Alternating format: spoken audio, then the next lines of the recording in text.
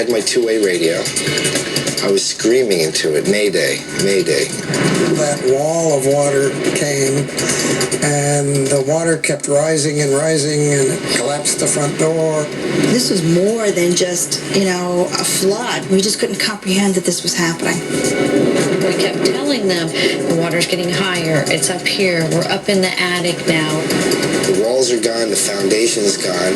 I anticipated some damage. I just didn't expect to see a house that was totally destroyed. I remember saying, I cannot do this, I'm just going to die.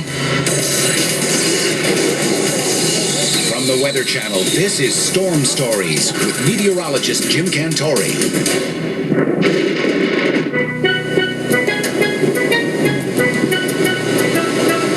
March 12th, 1993. It's a balmy night on Pine Island, a mile-long slip of land off the west coast of Florida, located about 50 miles north of Tampa. The sky above the Gulf of Mexico is alive with lightning, the product of an unusually intense line of thunderstorms about 200 miles northwest. Pine Island resident Fred Bellett, a photojournalist for the Tampa Tribune, can't wait to capture the electric show. I was over by the seawall where I have taken many beautiful lightning pictures. I remember the lightning was quite different that night than other nights. It seemed like the flash was more sustained in the Gulf. It was very, very eerie. Just after midnight, Fred goes inside, much to his girlfriend's relief. 23-year-old Kimberly Kelly is even more relieved a few hours later when a local weather report indicates that the center of the cyclone spawning the thunderstorms will miss Pine Island and continue north. They tell you everything's fine, they close the shelters, are not going to evacuate anyone. You trust these people. I felt, well, maybe that severe weather has died down. It's safe to go to sleep. But the weather reports are misleading. Water off the coast is building into a huge surge. In just minutes, the winds of the storm will shift, pushing that water ashore, right into the backyards of the 51 homes on the island. Fred and Kimberly go to bed at about 3 a.m. While they sleep, the storm arrives. At 3:30, they're awakened by a strange noise outside their house. I heard the sloshing sound of the water licking the bottom of the floor. It's like slosh, slosh. We both ran to the front window to look outside and saw the car spinning around in the front of the house. Just the back of it was kind of bobbing up and down, and the water was going over the hood.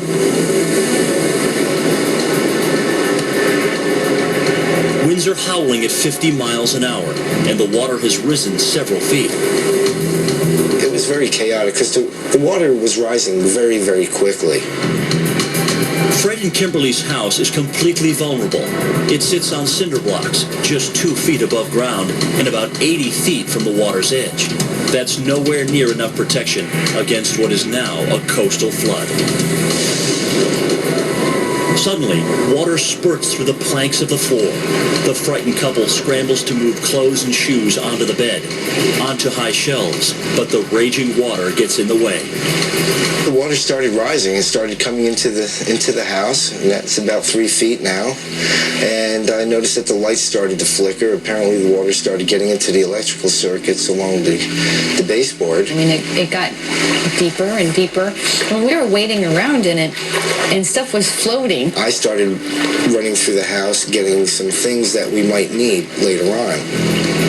I had to grab the ladder out of the storage room, and then I grabbed a hammer and a saw, the flashlight, some candles, and my two-way radio. The phones are already out. Fred's two-way work radio is the couple's last link to help. One of my coworkers had their radio on in the charger at their home, and I just was screaming, Mayday, Mayday. He called on the radio, got a hold of someone that we worked with, told them the situation. The island was underwater. We had no way out because that's how deep it was. Fred opens the door to the sunroom and grabs 2 life vests. What happens next stuns him. That room filled up, and the whole room got ripped from the side of the house. The front porch just kind of went away.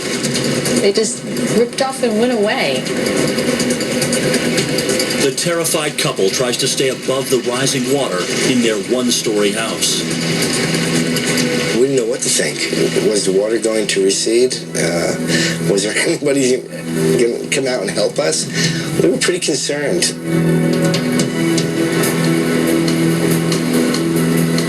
Next door to Fred and Kimberly, about 30 feet from the shore, 56-year-old Bill Cope and his 50-year-old wife Mary Ann Ryan are just as surprised by the water invading their first floor. I decided to go downstairs and check the downstairs, and then there was water coming in the downstairs, just seeping in. And that's when I got the video camera and I said, I need to take a picture of this for insurance purposes.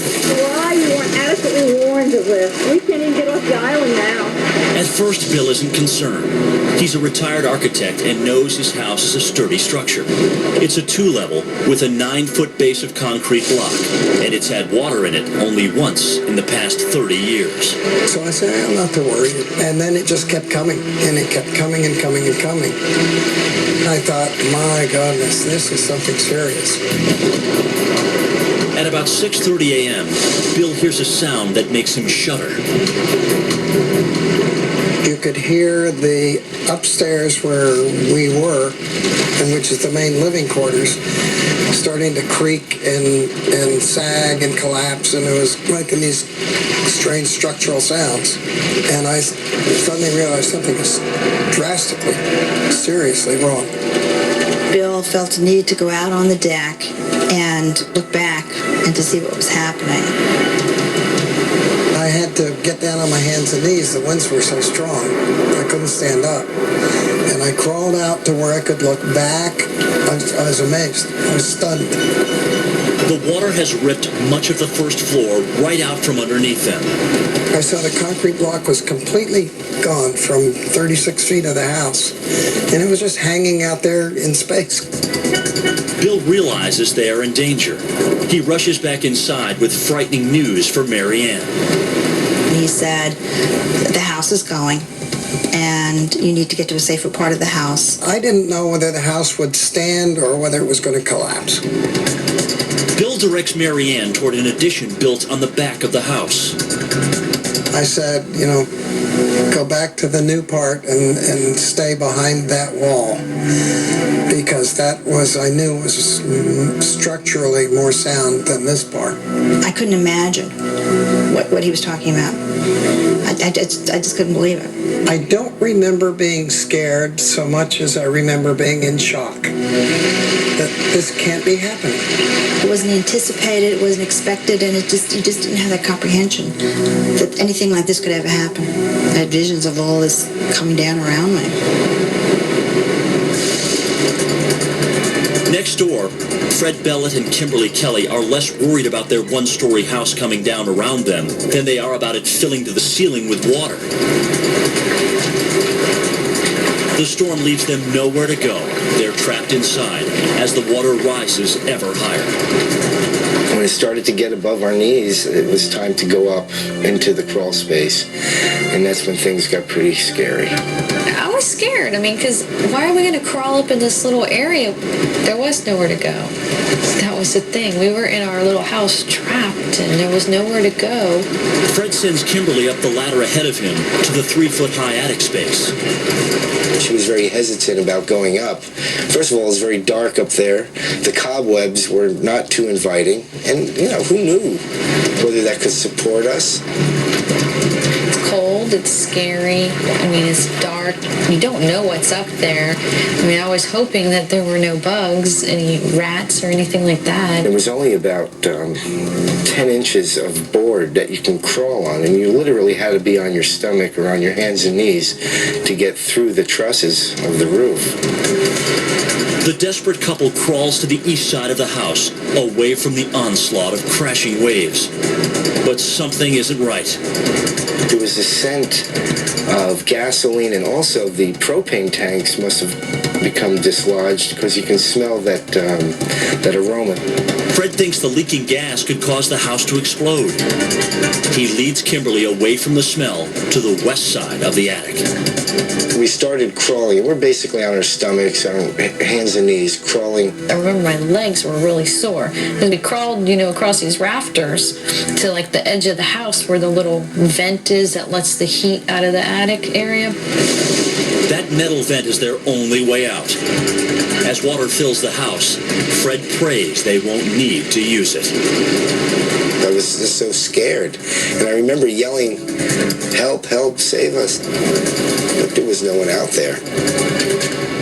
French Vanilla Cool Whip. French Vanilla's here for that special time of year. Do the Cool Whip.